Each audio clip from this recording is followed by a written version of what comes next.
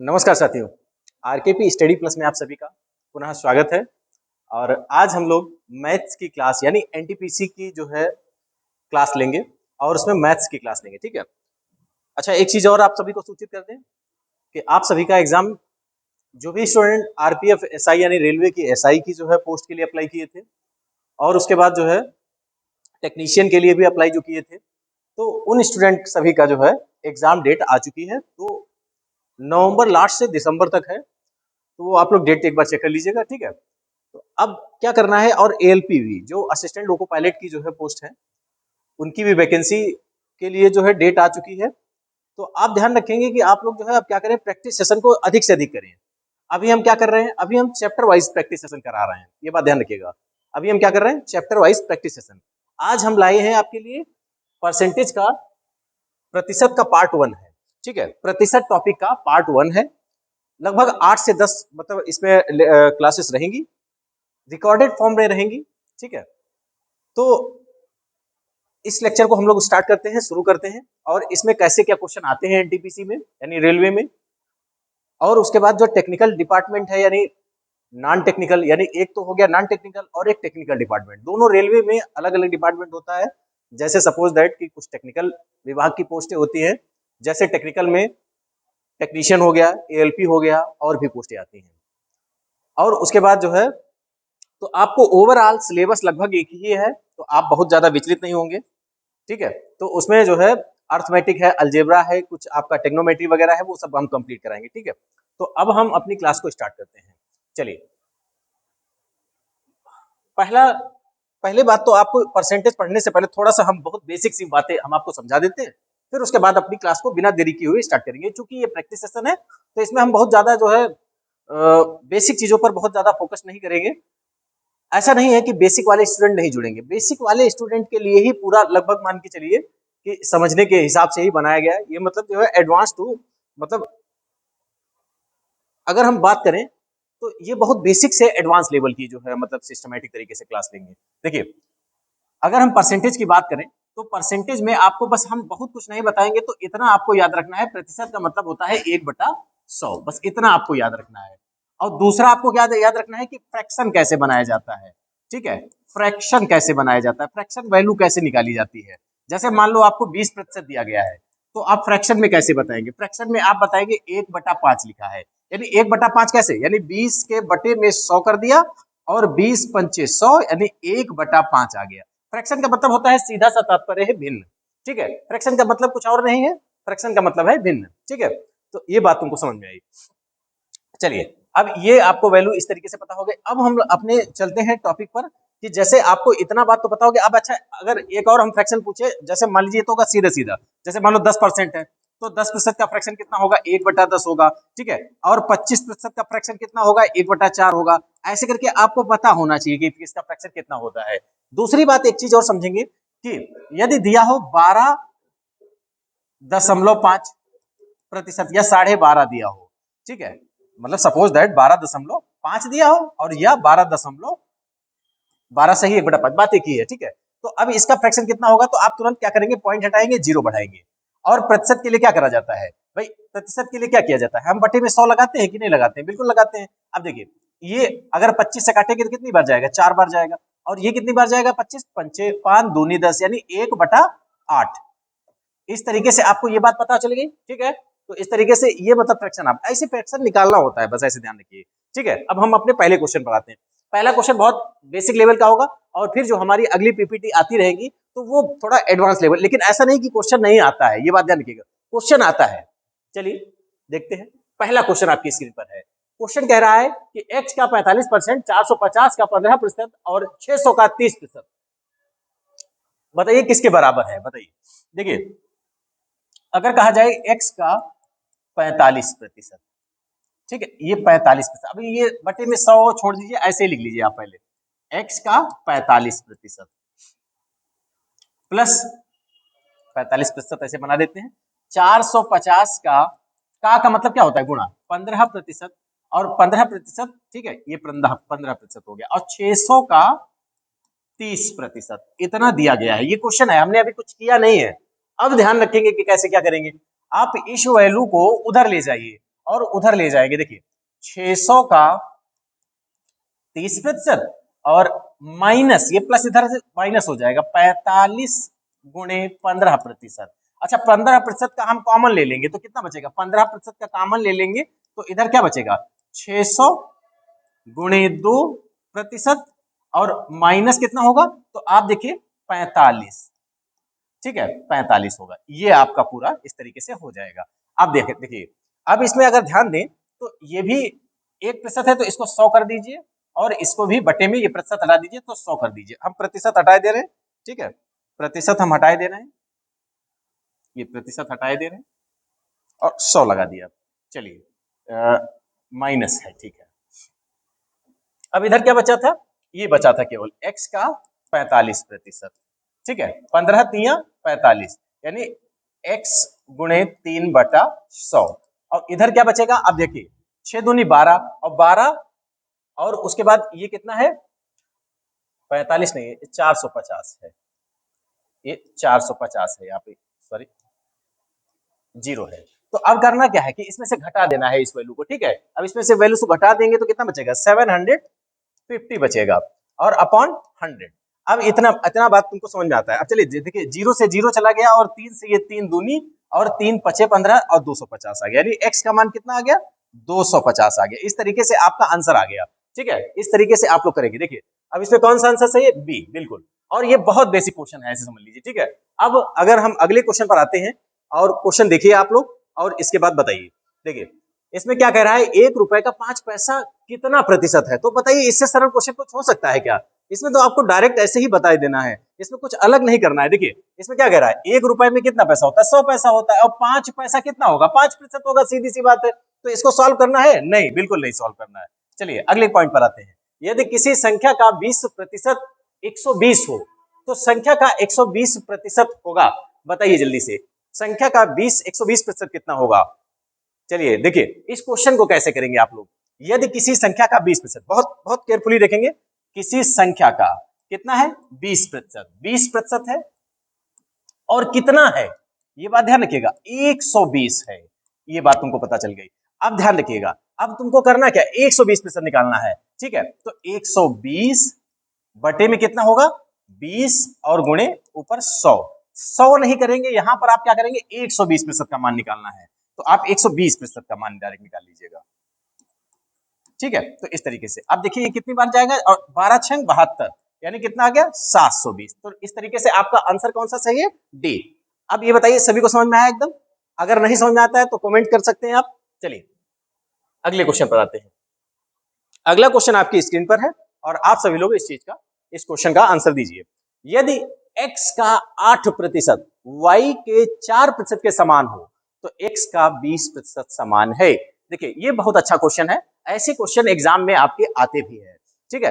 तो आप सभी लोग इसको ट्राई करिए। चलिए हम आपको बताते हैं कि कैसे क्या करना है। क्वेश्चन क्या कह रहा है, x का 8% और y के 4% के समान है, मतलब बराबर है, ये बात तुमको पता हो गई। अब क्या कह रहा है, तो x का 20% किसके समान होगा, x का 20%, यानी इसको आपको कितना करना है 20% करना है। अब देखिए अगर काटे थोड़ा तो 4 एकम 4 दूनी 8 यानी 2 ऐसे लिख ले x गुणे 2 और y गुणे कुछ नहीं अभी 1 है, ठीक है। अब देखिए इसको हम क्या करते हैं 20% कर दिया तो ये कितना हो जाएगा, 0 इसको बढ़ाया तो 0 इसको भी। अभी हम बेईमानी तो नहीं कर सकते, हम जितना दूसरी वैल्यू को देंगे उतना ही तो पहली वैल्यू को देंगे, इसीलिए हमने दोनों को बराबर बांट दिया, 1-1 0 दोनों को दे दिया। अब दोनों को 1-1 0 देने से क्या पता चला, x का 20% y के 10% के बराबर है, ठीक है। तो आपके y के 10% के बराबर है, तो आपका जो है आंसर कौन सा सही हो गया, ए।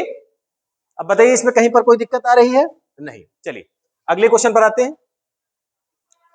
यदि किसी संख्या के 65% में से 65 घटाने से 39 प्राप्त होता है तो उस संख्या का 5/8 भाग कितना है।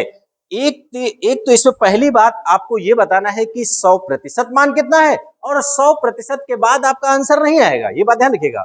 100% के बाद आंसर नहीं आएगा, आंसर आएगा 100% का 5/8 भाग कितना है, ठीक है। जो भी संख्या आएगी उसका 5/8 भाग कितना है ये बताना है आपको। तो चलिए हम बिना देरी किए हुए बताते हैं आपको। यदि किसी संख्या के 65% यानी किसी संख्या के 65% में से 65 घटाने पर, ठीक है, 65 घटाने पर कितना है, किसी संख्या से के 65% में से 65 घटाने पर 39 प्राप्त होता है। अब हम पहले x का मान निकाल लें, इसका 5/8 बाद में निकाल लेंगे। चलिए इधर देखिए, अब अगर ध्यान से देखें तो इसको आप उधर भेज सकते हैं कि नहीं भेज सकते हैं, पहले बताइए। बिल्कुल भेज सकते हैं। तो ये क्या हो जाएगा, जुड़ जाएगा। तो इसमें जोड़ दें अगर 65 तो कितना हो जाएगा, 9 5 और 6 3, तो आपका कितना हो गया, 104 हो गया। ये बात तुमको पता चली। ये माइनस है इधर, उधर जाएगा तो प्लस का हो जाएगा। तो x का 65% और ये कितना है, 104 हो गया। ये 0 इधर भेज दीजिए और 65 को इधर भेज दीजिए। अब क्या करना है, इसका निकालना है 5/8। तो यहीं पर सब लिख लीजिए। जब 5/8 इसका निकालना है तो आप निकाल सकते हैं। अब है देखिए, अब आपको क्या करना है, देखिए 8 एकम 8 और 2 बचा, तो 8 3 24 हो गया और 13 पचे 65 और 5 से 5 चला गया, तो कितना आ गया मान, ये आपका आ गया x बराबर 100। तो आपका आंसर कितना आ जाएगा, डी वाला आंसर आ जाएगा। यानी x का मान कितना आ गया, उसका 5/8 हमने निकाल दिया है। तो आप निकालेंगे 5/8, तो इसका मतलब कितना हुआ, 100 हुआ। ये इस तरीके से आंसर आ गया आपका। इसको सही से लिख देते हैं, x बराबर 100। इतने में अगर किसी को कोई डाउट हो तो प्लीज पूछिए, ठीक है। तो अब हम अगले क्वेश्चन पर अपने चलिए देखते हैं। आज की क्लास का छठा क्वेश्चन हम लोग देखते हैं। 25 का 0.25% किसके बराबर है। अब बताइए इससे, अच्छा ये इसमें ध्यान रखिएगा, ये डैश नहीं है, ये दशमलव है, ये दशमलव है, ठीक है। अच्छा एक चीज और ध्यान रखेंगे, अब आपको क्लासेस जो मिलेंगी वो रेगुलर जो है अभी रिकॉर्डेड फॉर्म में मिलेंगी, ठीक है। चलिए छठा देखेंगे क्वेश्चन। 25 का 0.25%। अब बताइए इससे कोई सरल क्वेश्चन होगा क्या, नहीं सरल होगा इससे क्वेश्चन। अब देखिए पॉइंट हटाइए, तो आप क्या कर सकते हैं, 2 जीरो और बढ़ा सकते हैं, यानी नीचे हो गया 4 जीरो और 25 25 कितना होता है, 625 होता है। अब आपको 4 अंक बाद क्या करना है, देखिए इसकी जब गुणा कराएंगे 25 से, तो आपको ध्यान रखना है कि आपको 0 ये मतलब जो है इससे मतलब पॉइंट की मतलब जो है कुल मिलाकर गुणा करा। देखिए 4 अंकों बाद दशमलव लगा दीजिए, बस सीधी सी बात है। तो आपका ये 0 हट जाएंगे, बस सीधी। 625 है और 625 और नीचे 0 है, 0 को अगर हटाना हो तो हम क्या करेंगे कि उतने ही अंकों पहले दशमलव लगा देंगे। अगर इसको रिवर्स करें, रिवर्स फॉर्म में लाएं, तो जैसे मैथ्स में कुछ भी करें, आपका बैक स्टेप आना चाहिए। यदि बैक स्टेप आ रहा है तो निश्चित रूप से आपका क्वेश्चन बिल्कुल करेक्ट जा रहा है, ऐसे समझ लीजिए। तो बैक स्टेप में देखते हैं कि जैसे मान लो पॉइंट हटाएंगे तो 1 लगाएंगे और कितने जितनी संख्याएं होती है उतनी 0 लगा लेते हैं, जैसे मान लो ये। तो अब भाई देखिए रिवर्स में उतनी ही संख्या आ गई तो बिल्कुल आ गई, तो आपका आंसर बिल्कुल करेक्ट है इस तरीके से, ठीक है। इस तरीके से आपका बिल्कुल आंसर बिल्कुल करेक्ट है। तो आपका ये आपका आंसर इसमें कौन सा है, सी ऑप्शन एकदम करेक्ट है। चलिए अब हम अगले क्वेश्चन पर आते हैं। अच्छा 6 संख्या 2 बार हो गई, कोई बात नहीं है, ठीक है। ये क्वेश्चन 7 मान लीजिए, अच्छा 28 मान लीजिए। अब ये देखिए क्वेश्चन आया है NTPC CBT first, CBT second में आया है। कहने का मतलब जो है, अब सीबीटी सेकंड में इस तरीके से क्वेश्चन आया है, 2022 में क्वेश्चन आया हुआ है। तो आप ध्यान रखेंगे कि इस टाइप के क्वेश्चन आते हैं, आप ऐसा गलती ना करिएगा कि ऐसे क्वेश्चन नहीं आते हैं। तो इसलिए इन तरीकों को भी सीखेंगे आप लोग। संख्या ए संख्या बी का 8 गुना होता है, 8 गुना है। देखिए आप लिख लीजिए संख्या ए और बी का 8 गुना, अब बराबर कर दीजिए, का जहां पे कहे वहीं पे गुणा करा दीजिए। बी संख्या ए से कितने प्रतिशत कम है, देखिए अगर हम ऐसे लिखें a अपॉन बी, तो 8/1 ऐसे ही तो लिखेंगे। तो a का मान कितना है 8 और b का मान ये कितनी ज्यादा है, तो आप बताएंगे 7 ज्यादा है। इसका अंतर कितना है 7 का है और टोटल कितनी है 8 है। और आपको बताना क्या है, प्रतिशत वैल्यू बतानी है, प्रतिशत यही तो है। अब देखिए 4 से काटेंगे और ये 25 हो जाए और 25 सत्य कितना होगा 175 और 175/2 और इसका आधा कितना होगा 175 का आधा 87.5। तो आपका आंसर कितना आ जाएगा 87.5। इसमें ए ऑप्शन आपका एकदम करेक्ट होगा, ठीक है। तो इस तरीके से ये बात आप सभी को क्लियर हुई। चलिए ठीक है, अब अगले क्वेश्चन पर आते हैं हम लोग।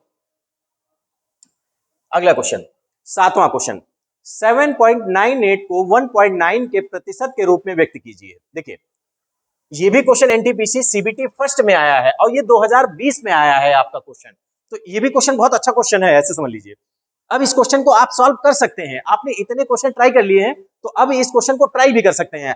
आपका काम क्या बनता है, आप वीडियो को पॉज करेंगे, क्वेश्चन को लगाएंगे, फिर उसके बाद सोल्यूशन देखेंगे, ठीक है। तो चलिए अब हम लेकिन बता ही दे रहे हैं, 7.98 को 1.9 के प्रतिशत के रूप में, देखिए 1.9 के प्रतिशत के रूप में व्यक्त करना है, तो ये बात ध्यान रखिएगा 1.9, ठीक है। तो अब प्रतिशत में कैसे व्यक्त करेंगे, देखिए 7.98 को 1.9 के प्रतिशत के रूप में व्यक्त करना है, तो हम व्यक्त कर देंगे बिल्कुल। देखिए ऊपर 2 अंक है तो इधर देखिए एक जीरो बढ़ा दिया, तो ये पॉइंट पॉइंट हट गया, मतलब 2 अंक बाद इधर हो गया तो 2 अंक बाद इधर हो गया, अब आपका ये पॉइंट पॉइंट चला गया।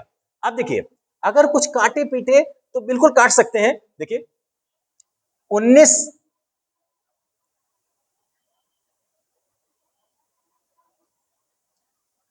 चक्कू 76, ठीक है। अब ये 2 बचेगा तो कितना हो जाएगा, 3 बचेगा, 38, 19 दूना 38, तो यानी 42 हो जाएगा आपका। अब देखिए जीरो से एक जीरो ये चला गया, अब कितना बचा, जीरो, तो यानी 420 आपका आंसर आ रहा है क्या, देखिए एक बार चेक करिए, 420 आंसर आ रहा है, बिल्कुल 420% आपका ए ऑप्शन एकदम करेक्ट हुआ इस तरीके से, ठीक है। तो आप सभी का आंसर आया, बिल्कुल आया, उम्मीद है पहले ही आपका लग गया होगा। चलिए अगले क्वेश्चन पर आते हैं हम लोग। अगला क्वेश्चन आपकी स्क्रीन पर है, यदि x का 35% 140 है तो x का मान ज्ञात कीजिए। अब बताइए, ये भी क्वेश्चन 2021 में पूछा गया है सीबीटी, यानी ये भी मतलब आपका नॉन टेक्निकल की जो पोस्टें होती हैं, जो अभी वर्तमान में चल रहा है फॉर्म, एक तो जो है चल रहा है आपका अंडर ग्रेजुएट, एक ग्रेजुएट लेवल का चल रहा है, तो दोनों फॉर्म जो है वो लगभग नॉन टेक्निकल है, ठीक है।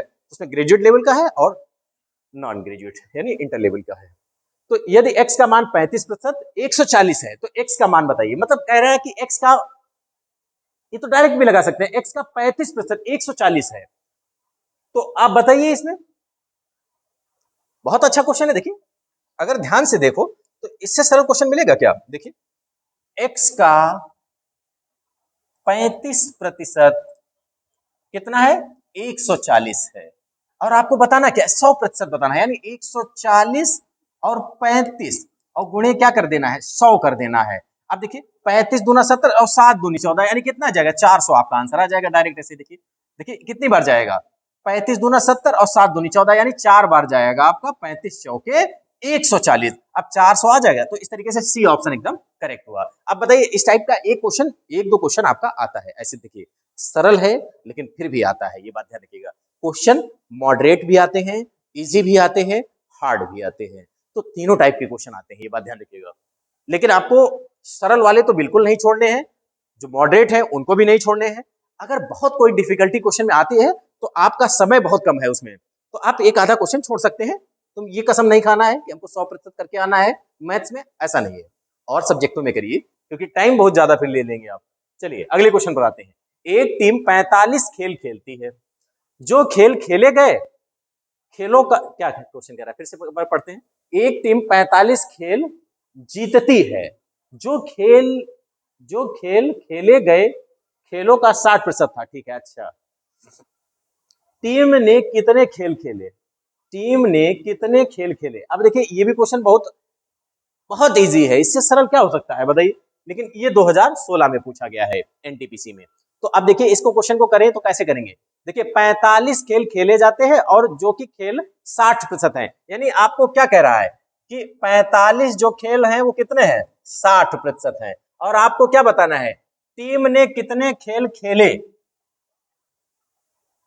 टीम ने कितने खेल खेले, तो आप बता दीजिए, इसमें बहुत आसान है, बताइए इसमें टीम ने कितने खेल खेले। एक टीम ने 45 खेल जीतती है, जो खेल खेले गए खेलों की संख्या 60% है, ठीक है 60% है, तो अब टीम ने कितने खेल खेले ये आपको बताना है। इसमें बहुत सिंपल क्वेश्चन है, आप सभी लोग बता सकते हैं, जल्दी से बताइए, बताइए ट्राई करिए इसका।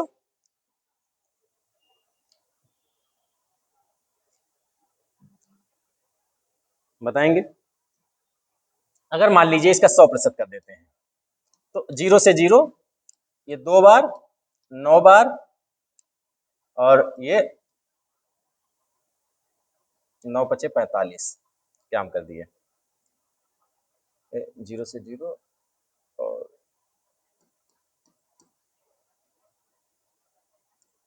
40।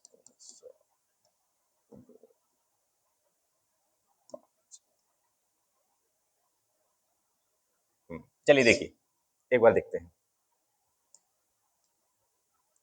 एक बार क्वेश्चन ध्यान से पढ़ेंगे। देखिए, एक टीम 45 खेल खेलती है, ये बात तुमको क्लियर हुई। एक टीम कितने खेल खेलती है? 45 खेल जीतती है। ठीक है, आपने जीते, विन वाले कितने हैं? यहाँ पे बहुत आहिस्ता से लिख लेना, विन 45 है। ठीक है, 45 खेल जीतती है। जो खेले गए खेलों का 60% है, जो खेले गए खेलों का कितना है? 60% है, यानी 45 कितना है? 60 है।